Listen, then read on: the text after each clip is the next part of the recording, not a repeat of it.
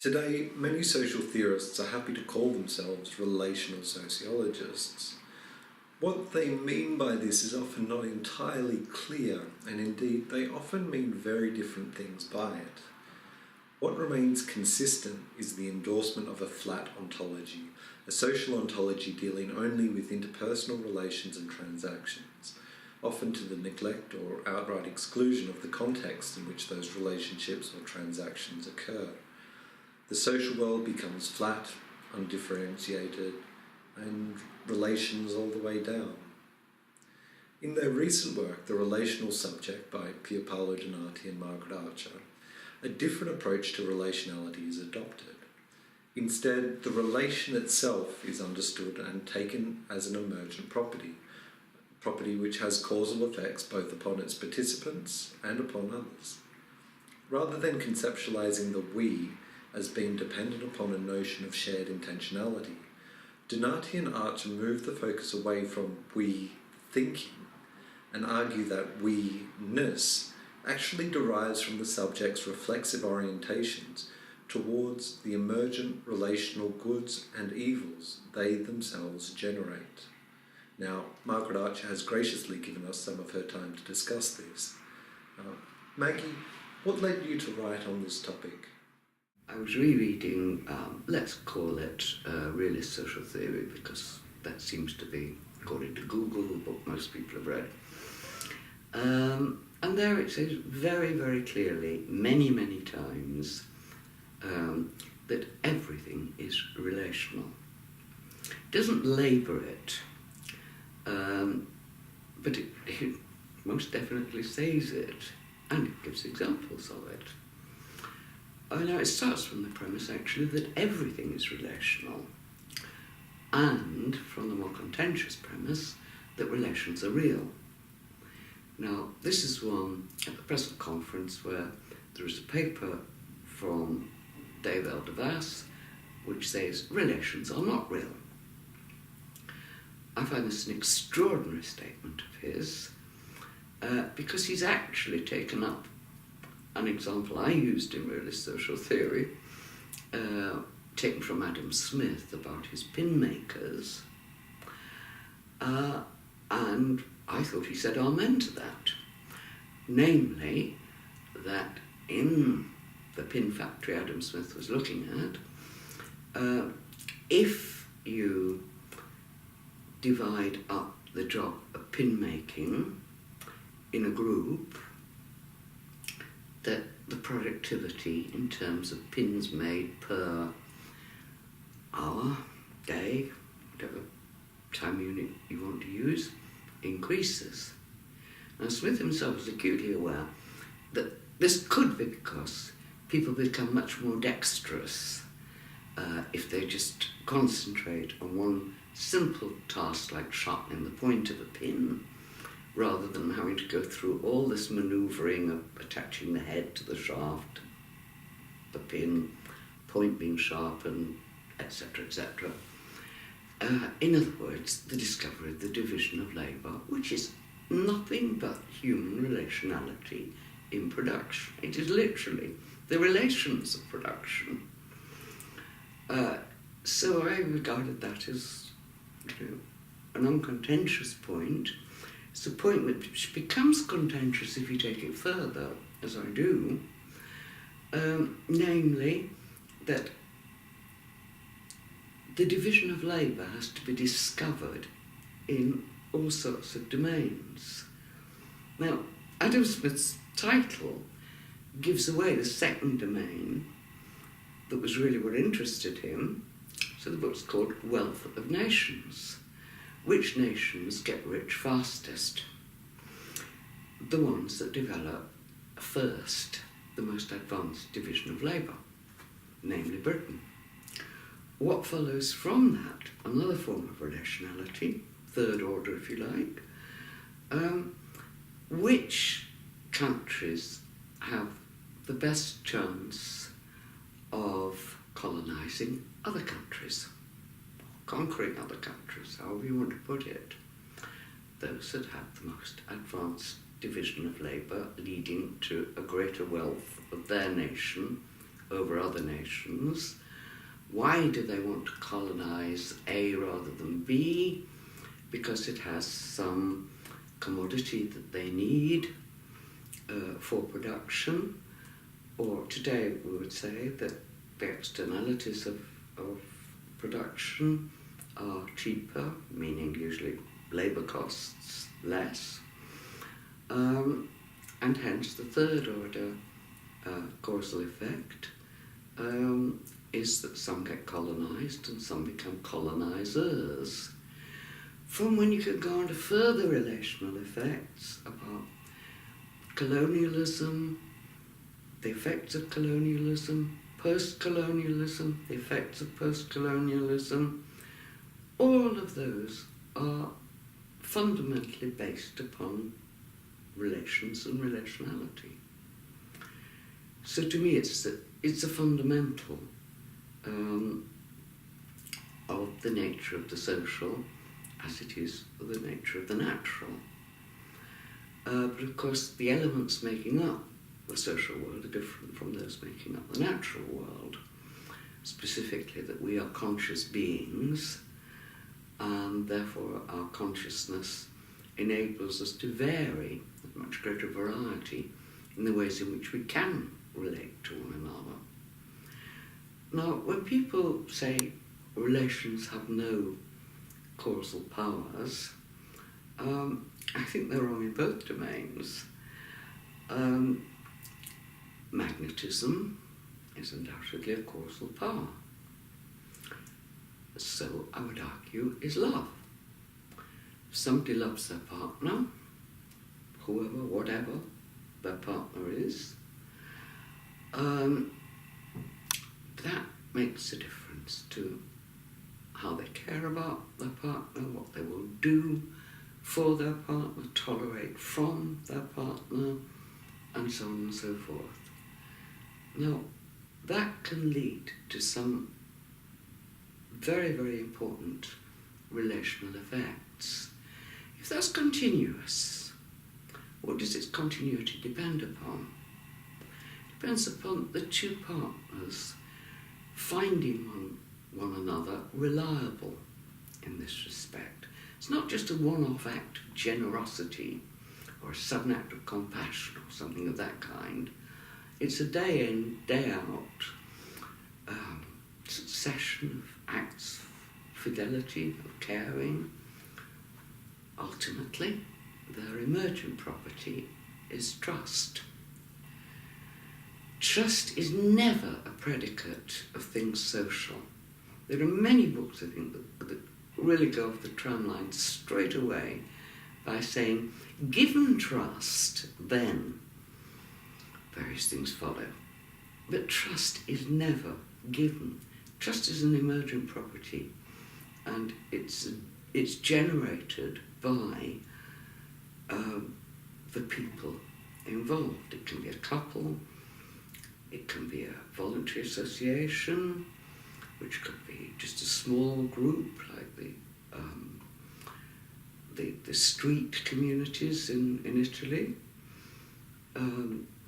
It could be a political party. It could be all sorts of things. Things that are based upon trust, confidence, and the third quality is reciprocity. If force and fraud and ideological manipulation come into it, then trust goes out of the window. That's introducing a different kind of relation. So what do relations generate? Two things that are absolutely crucial to understanding any social setting or any global societal formation.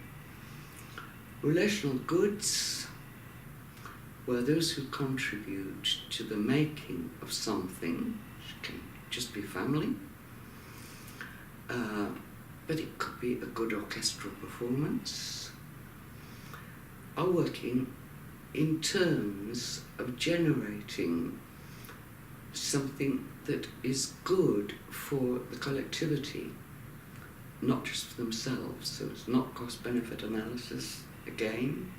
They are not working in terms of ego. They are not rational choice theorists in everyday life. So what's the difference between, what makes the difference between a football team, all of whose players are very talented footballers, and a supremely successful football team or orchestra or any other collectivity aiming for a particular end in common? It's that they are a team. That's why we have coaches. They are an orchestra. They're not just a group of talented musicians. That's why we have conductors, to integrate the performances. But to integrate performances among conscious instrumentalists, they have to be collaborative and cooperative. Just as the football team players have to be. Somebody out there, a long way out there, on the wing, can't hang on to the ball. He'll do what women are never supposed to understand. He will infringe the offside rule, and he lays himself open in terms of probability theory of being tackled 3 or 4 times over instead of just once. It's a sensible tactic, but it means he will not be the shooter. It's to pass the ball. That's good team play. That's good coaching. And it's sacrificial individual behaviour if you want to go to the top of some individualistic league in the way that they break down cricketing statistics, for example, or how long you can filibuster in Parliament. So all of that is relational. If you want to mention the main problem about taking a relational view, it's twofold. One is to avoid relationism, which is what I consider Emir Bayer is. No, that is not the manifesto for relational sociology. It's a manifesto for transactional sociology, in which all the subjects are ever doing is exchanging interminably, transacting with one another to no specified end, with no objective in view, and you can't even answer the question, well, what brings a transaction to an end? You can't ask what makes the parties to the transaction, whether we're talking about 2 multinational companies or he and she, girlfriend and boyfriend. It's not answerable in those terms because those terms don't accept emergent properties emerging from groups. They just have a flat ontology of interminable, indefinitely protracted transactions. The other thing that's difficult, but crucially important, are relational evils. Where do they come from? They're all over the place. They're there in the couple, in the relationship that starts well. When Pierpaolo and I were writing this book together, we invented this fictional couple, or he did, but I elaborated on them. So we have David and Helen, and they become a couple at university, and they want to go on being one when they leave. But when they've graduated, they face all those problems. Where are we going to get jobs? How are we going to live? Do we want to be close to our natal backgrounds? And so forth and so on. Now, in the story we tell about David and Helen, they solve this not hermeneutically by David trying to disentangle Helen's thinking and vice versa, but by talking to one another. Now, this is external conversation, ordinary conversation, about what makes or made for the quality of our relationship such that we wish to continue it after university. And we'll conclude in everyday terms, something like, well, I think our high points were when we went on walking trips together. Poor students, walk at weekends, that sort of thing. And then they think about living somewhere. And Helen tentatively says, well, why don't we live in the countryside if we like it so much?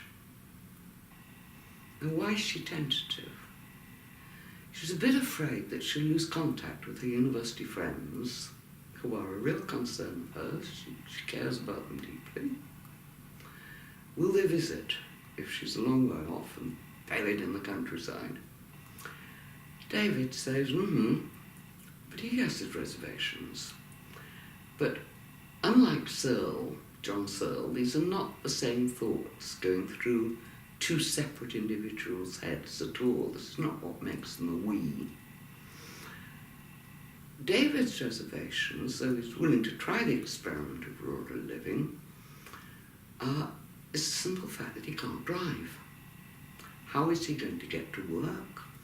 Does he have time between locating rural accommodation and acquiring it to take lessons and pass his driving test, or not? Well, they decide to go for it. And at first, yes, Helen misses her university friends, and no, David doesn't pass his driving test. So, life goes on, but winter comes, and David's finding it harder and harder to get to work, especially when he's got an early meeting.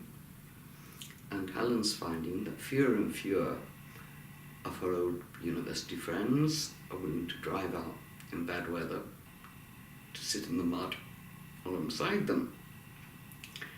So David starts overnighting when he's got a business meeting coming up with a friend wherever he's got the job. Helen is stuck in the muddy yard back at home. The village friends didn't materialise. She's getting bored. Having exhausted all the usual resources of television, Facebook and Skype, she also begins to get suspicious. Is David really staying with a male friend, office colleague? Does he really have a meeting next day? And she begins setting traps for him, verbal traps, telephonic traps, all the usual. He sees through some of these, not all of them. And since he isn't actually cheating on her, he is annoyed that she suspects that he is. Now this is the beginning, the erosion of that trust that they have built up, the beginning of suspicion, the beginning of the downfall of their relationship, until they get to the point of jealousy that is the precursor to the breakup. Now those relational evils are ones you can magnify on the meso screen and level, on the big screen on the macro level, and relational evils are some of the worst evils that you can have, because everything else can be right about a job, as we all know, except if you can't get on with your colleagues, there's a very unfriendly or whatever kind of atmosphere around the place, it takes an awful lot of the joy out of it. So I think accounting for relational evils accounts for an awful lot of the social problems that that we have, and were they confronted as emergent properties, it just might, be easier to think up counter policies that could eradicate them.